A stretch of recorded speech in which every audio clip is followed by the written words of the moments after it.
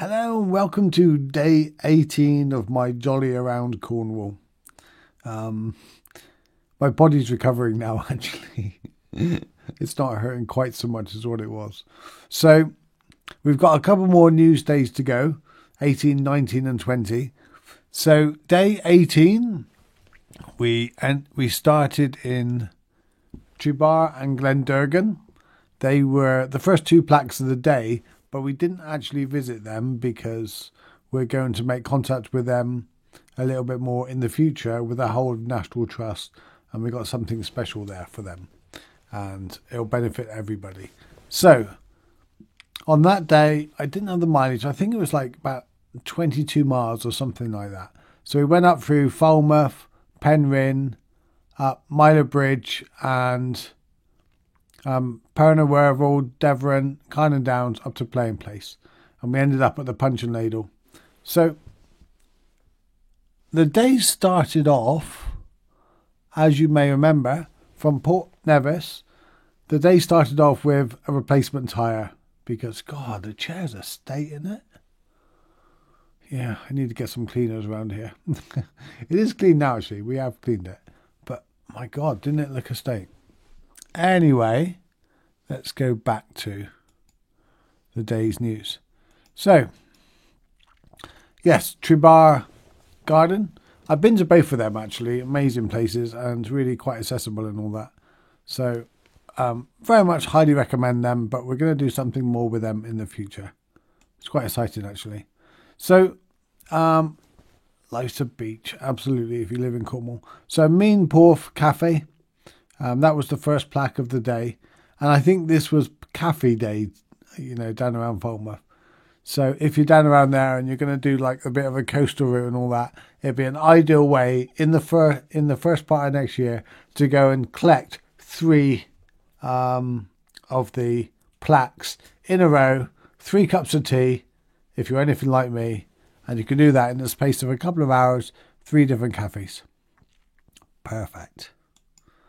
And then off to Swanpool Cafe, where Katie was there, and that was the second plaque of the day. It started to rain by that time. I remember it was a bit of a relief, just getting a bit of shelter there. And then off to Gilly Beach Cafe. That's a lovely place. God, the food there is quite special, actually. So we did have lunch there. But while we were there, we had some special guests. Code solicitors turned up. There's David and Rachel and all the rest of the bunch of code solicitors. That was quite a nice surprise, actually. Just them all there. And as a reminder, codes are responsible for my challenge.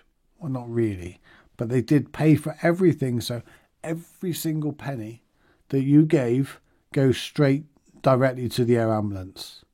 Plus, if you did it through Just Giving, the gift aid also goes to the air ambulance. And the gift aid is running about £1,600 on top of the £8,000 nearly that's there.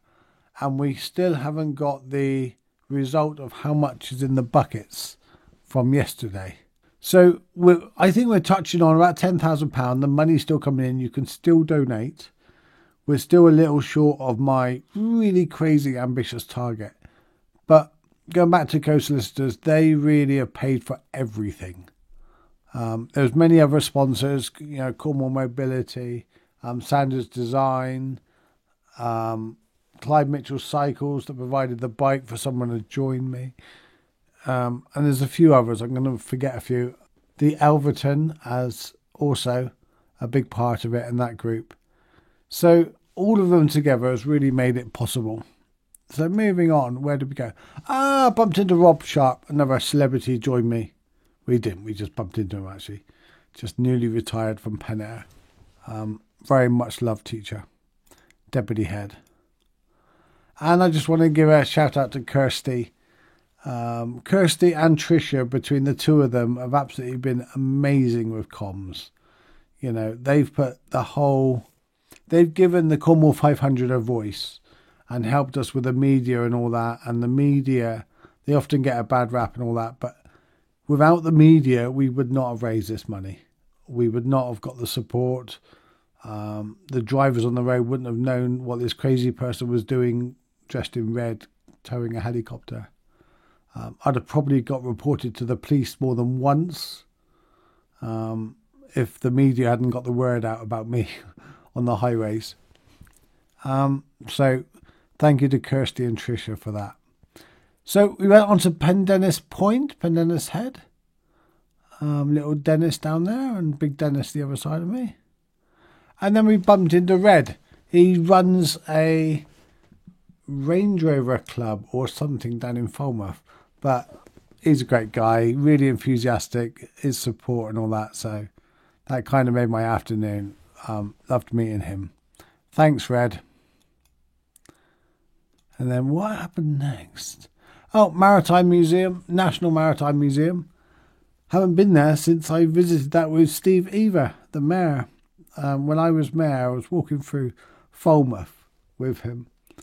And what's funny is loads of people come like, "You're the mayor of Truro. You're the mayor of..." Loads of people kept coming up to us both and going, "You're the mayor of Truro. How are you?" And Steve was like, "You're more popular and famous than I am in Falmouth." And he'd already been mayor about that point by about 2 years. So it was quite funny. Sorry, Steve. But yeah, we had a good look around the National Maritime Museum. So they've got a plaque. And then the Muddy Beach at Penryn, they have a plaque as well. So I said it was about the cafes. So there you go. A nice start of the day with a nice cup of tea. And then you can go and have a snack. And then you can go and have lunch. And then you can go to a museum. And then you can finish the day at the Muddy Beach. Or even finish the day at still the Muddy Beach. Don't know who that guy is in the background. He keeps popping up everywhere. Falmouth Hotel. I skipped that one. So Jane and Lily at the Falmouth Hotel. That's all part of, now we can actually say it, the Elverton Hotel.